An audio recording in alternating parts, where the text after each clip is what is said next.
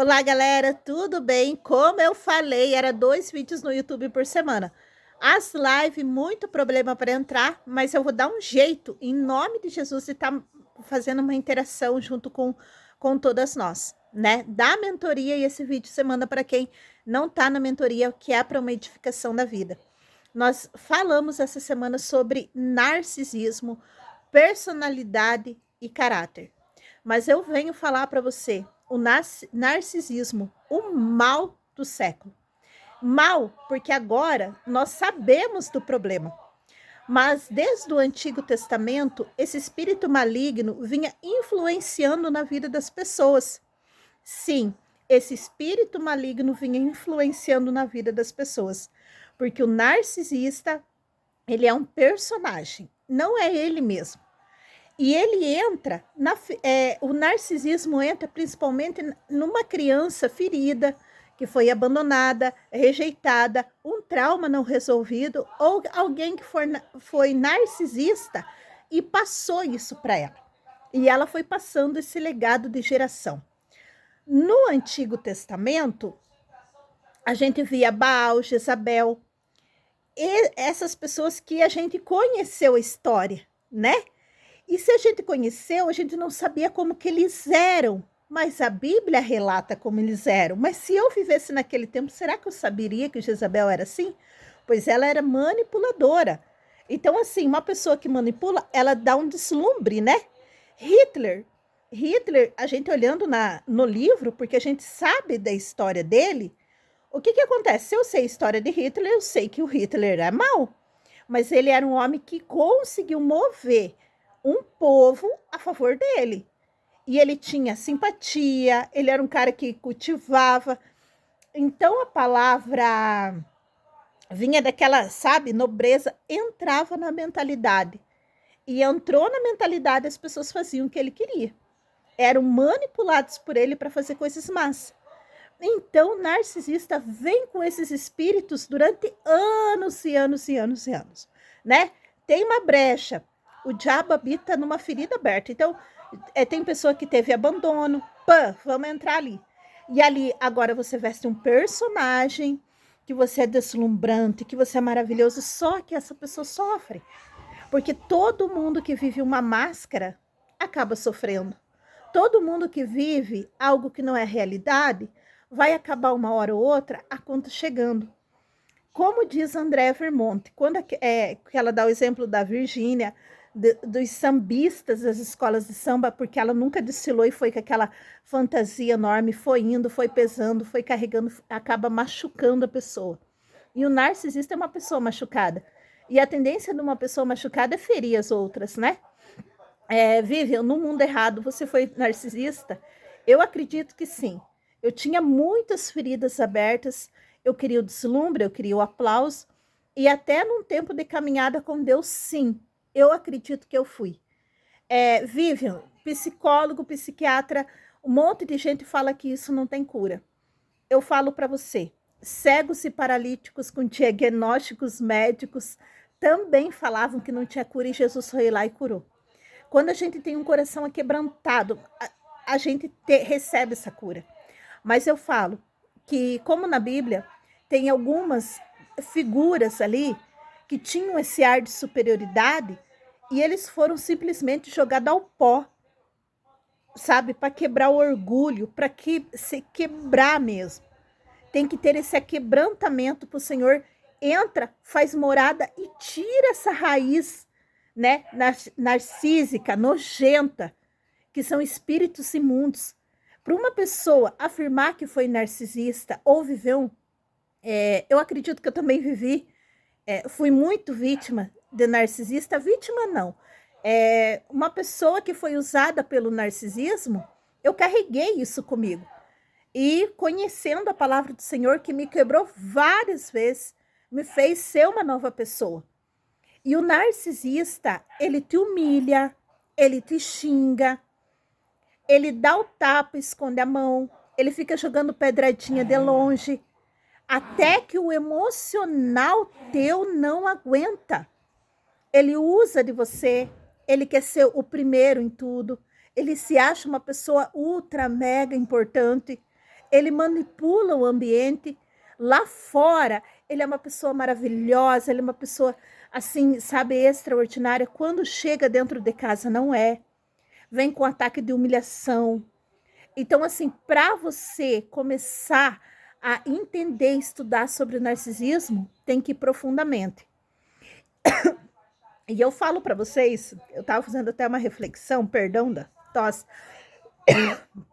é assim, quando você pegava as novelas da Globo, anos 80 e 90, quantos narcisistas vilão que faziam maldade e que a gente acabava querendo bem. Então, aquilo a gente não sabia o que era. Hoje a gente tem entendimento. Filhos com identidade bloqueada, que não fazem nem a faculdade que querem, porque o pai e a mãe querem aquilo para a vida deles. É um controle sobre a pessoa. Narcisista, eles se escondem muito em igreja, política, em algo de setor de poder. Ele vai para onde ele tem poder, domínio. Entende? Então, aí que ele tem essa atitude. Aí que ele entra, aí que ele faz. E uma pessoa que vive debaixo de uma autoridade narcisista, ela perde a identidade, ela perde o amor da vida própria. Quantas irmãs que... Irmãos também, né? Não vamos generalizar, que chegam na igreja muito tristes, muito abalados. Por que vive? Porque simplesmente eles vivem com narcisista. Ele não consegue caminhar, eles não conseguem se concentrar. Eles, a pessoa vítima de vítima, vamos dizer assim, do narcisismo, ele sempre acha que está devendo alguma coisa para alguém. Ele não tem merecimento. O narcisista, ele tem arrependimento que dura 5 segundos. As emoções dele duram 5 segundos e depois ele consegue fazer algo na mente dele, mentir para ele mesmo, para jogar a culpa na vítima. Mulheres que começam a caminhar, tem mulheres que vão para a igreja fugir do narcisismo do homem dentro de casa, sabe? Então vai lá e ela foge desse narcisista dentro da igreja. E ela chega lá, ela não consegue, sabe, ter um desenvolvimento, porque ela acha que todo momento ela está sendo vigiada. Pessoa que antes de ser casada era de um jeito, começa a ser casada, o brilho apaga, acaba tudo, porque ela vive debaixo desse ataque, né? E tem que ter muita sabedoria para lidar, para romper. E tem homens também com mulheres narcisistas e filhos que sofrem com isso, que a gente vê assim o potencial que o filho tem, mas todo o brilho foi apagado. Ele não consegue romper. E o narcisismo, ele é uma coisa que não é descoberta do dia para a noite. Aí que a gente entrou na mentoria na questão de personalidade forte, de caráter, né? Tem personalidade que é personalidade ferida, que não é porque a pessoa foi mal, mas alguém feriu sua personalidade. Tem pessoas perversas que nasceram com o coração corrompido. Tem pessoas que são vítimas de narcisista, recebem o narcisismo, mas na verdade tem como romper, porque é aquilo que ela aprendeu dentro de casa. O caráter nosso, com os frutos do Espírito para ter um bom caráter. A personalidade tem como ser curada. Eu vim gravar esse vídeo para vocês e eu quero me dedicar esse mês de junho sobre isso, que existe sim cura, existe libertação. A pessoa tem que querer e você tem que entender. Eu amo fulano, meu pai, minha mãe, eles são narcisistas. Eu vou orar, mas eu não caio mais na bobeira de ser uma vítima de pessoa narcisista. O narcisista, ele quer o brilho, ele quer aplauso, ele quer bajulação. E quando você vive a tua real identidade, você não precisa bajular, você não precisa dar beijinho para agradar a pessoa. Por isso que a gente fala da ativação da tua personalidade, da tua identidade. Porque através de que eu estou firme, sei quem eu sou em Deus, eu não caio na lábia do narcisista. Eu rompo com qualquer tipo de manipulação e pessoa que venha querer ser narcisista na minha vida. e na vida da minha família. Eu tô com o meu sinalzinho alerta. E o narcisista, ele procura uma vítima, ele tem faro, pessoas emocionalmente abaladas, pessoas que têm coração bom, pessoas que servem a Deus. Então ele tem um roteiro completo, ele é super inteligente para escolher as vítimas dele. Então, assim, eles são muito inteligentérrimos, né? E quando você ativa o teu caráter, a tua personalidade, em qualquer tipo de manipulação, pessoas tóxicas, você não vai cair. Porque você tá bem, você tem o teu caráter, você sabe o teu princípio, você sabe o teu valor. Então, quando você tá vivendo isso, como que você vai cair numa lábia dessa? Você não vai cair porque você tá forte, amada. Mas se você abaixar a guarda, pessoas tóxicas, e principalmente narcisista, faz de você um bonequinho. E o Senhor, ele nos separou do ventre para que nós tivéssemos liberdade. Jesus, ele comprou a bronca com todo o Estado, sacerdotes, governantes na época, porque ele era livre no Pai. E ele vem trazer uma liberdade em Deus. Que o véu se rasgou e não precisa ninguém entrar no meio da gente com Deus. E aquelas pessoas daquela época, os sacerdotes, muitos se aproveitavam dessa conexão para serem narcisistas, como no Antigo Testamento. Eles tinham uma posição de poder para fazer o outro escravo. E Jesus, ele vem, eu rompo esse véu de escravidão de vocês e vocês são livres no meu Pai. Vocês são livres para falar com Deus, para ter a identidade de vocês ativada, a personalidade ativada, o caráter ativado. Jesus, ele nunca falou para Pedro, muda quem você é, fale baixo, fique quieto, tal. Mas Pedro olhou para Cristo e viu que o negócio ia ser diferente. Pedro, ele não muda a personalidade forte dele, ele muda o caráter dele para os princípios e valores de Jesus Cristo. Quando Jesus encontra Pedro na praia, ele fala, Pedro, tu me amas? Entra no corpo, anda comigo. Pedro, tu me amas? Carrega o espírito. Pedro, tu me amas? Ele entra na alma, porque a alma recebe Jesus. Recebe, então apacenta minhas ovelhas.